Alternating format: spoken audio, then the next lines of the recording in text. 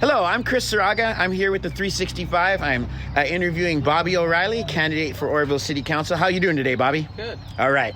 So we've asked some questions from the public. We've asked 4 questions from the public. We have some of those here today. We're going to get straight into it, okay, Bobby? First one is from Janette Wever, and she would like to know each candidate to be asked, how would you measure a successful team in office, and under what circumstances should you be removed from office? So for me, a successful team depends on your abilities and capabilities of essentially carrying out the job, right? So the job of City Council is to work on behalf of the people. I think it requires a little bit of all aspects of life on the council. As I said in a previous interview or a previous forum, a real leader is kind of where it's at. So if you have the definition of a true leader, the true leader puts those in position that are good for the job, qualified for the job, that do the job well. That leader may not necessarily know each aspect personally or how to carry out those aspects personally, but they put the right people in places to do so. Also, as I've stated before, I'm obviously good at some things, not good at everything. I know a lot of things, I don't know everything. So I think what I do know and what I can do, I think would be a great addition to the council.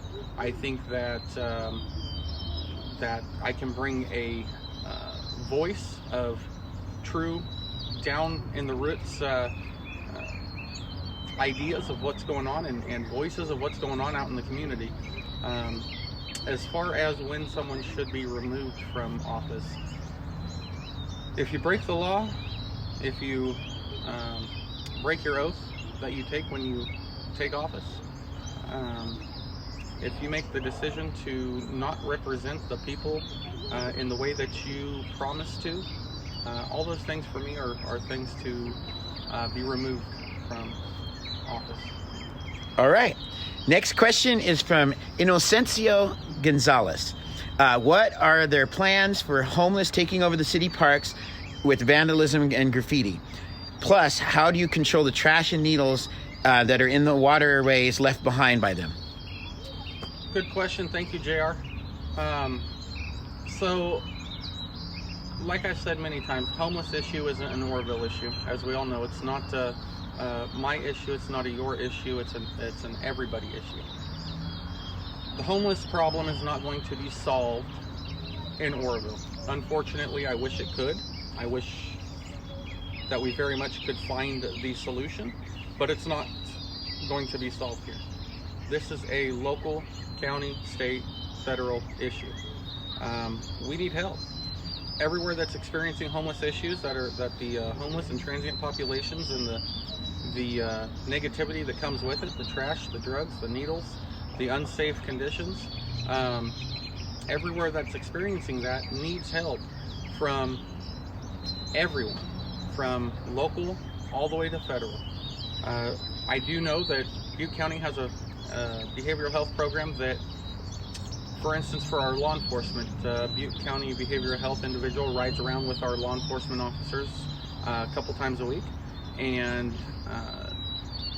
when there's a call for service for a individual who may be having some homeless issues or some mental health issues or whatever the case may be, that individual is there with the officer when they respond to the call, and they can offer services. They can offer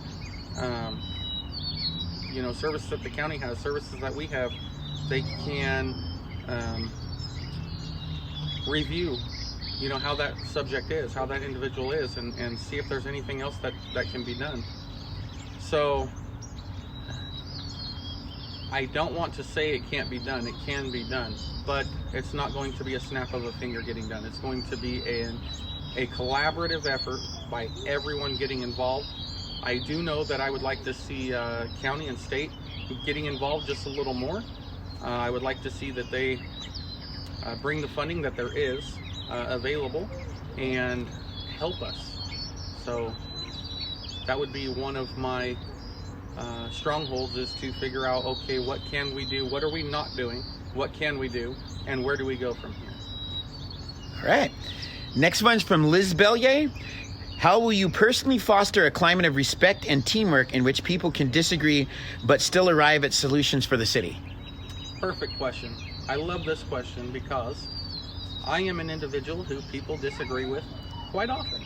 I have put myself out in the public view, obviously. I have a couple of social media pages that I report facts and stories on. And I receive criticism, whether it be true, whether it be false. I receive that kind of criticism all the time. However, just because the person I'm receiving criticism from and I don't get along or don't agree, let me correct that. Just because we don't agree on a certain situation doesn't mean that we can't get along. It is very important to understand where somebody's coming from when you're in a conversation. So if you're talking about issues such as homelessness with somebody else, where is this individual coming from? What's their experience? What have they gone through with this situation? How's it affecting them? And then what can I do? And are they understanding where I'm coming from? And you meet in the middle. Everybody doesn't have to get along. Everybody doesn't have to agree. However, we all do need to get along. There's enough negativity going on. There's enough finger pointing. There's enough everything else that we just need to get along. We need to live in the same community, breathe in the same community as each other, with love in our hearts. All right. Next one comes from Larry Tracy. What will they do to bring jobs to Oroville? Well, there's a lot of things that can be done. The particulars, I don't have insider information as to what current things are being done, obviously, within the city walls. I know that, I know that I do have some ideas.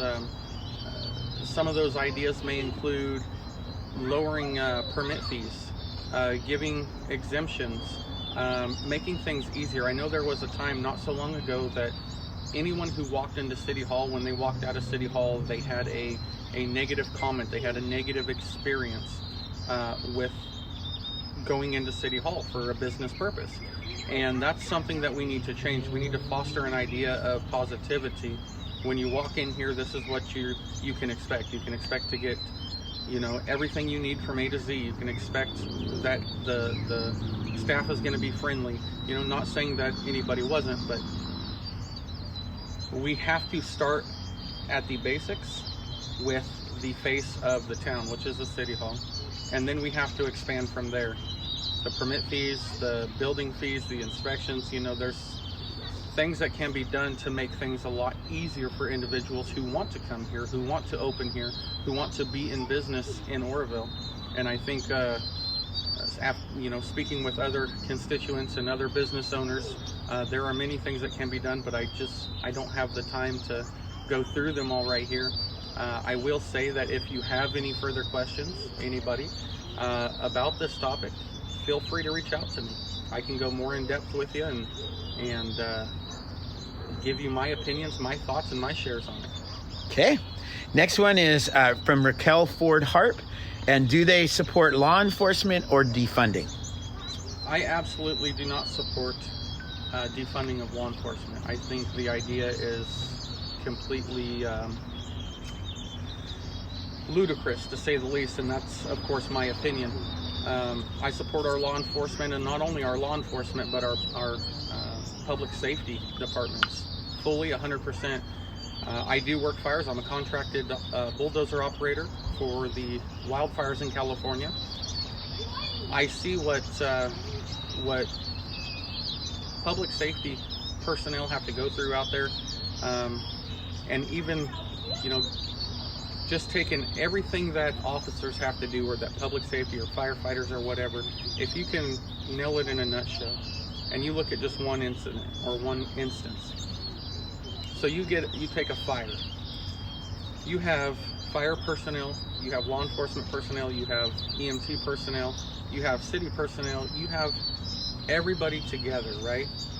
And the main goal, everybody's goal, is the same. That goal is safety of life, and then safety of property. So, for me, law enforcement that I have encountered, on the most part, especially here in our town, is very safety oriented, and the main goal for all law enforcement that I know here, speaking of officers that I know from local PD, speaking of deputies that I know from county, the goal is the same: for human safety, safety of life, and safety of property. These men and women do an amazing job out here. I've watched them, I've done ride-alongs, I've been invited to be part of some of the things that they have going on. I've had to call them as a citizen, as a community member. I've had to call them for help and positive experiences, and I make sure to let others know those positive experiences. One thing that we have a major disconnect with in society today is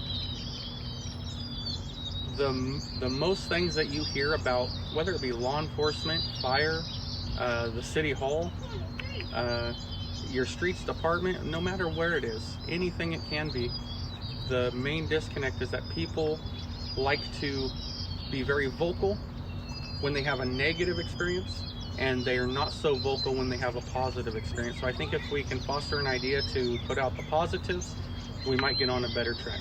Okay, that's all we have time for today. Awesome. Thank you very much, Bobby. We'll have this posted up on the 365 for you. Bye, guys. All right, thank you.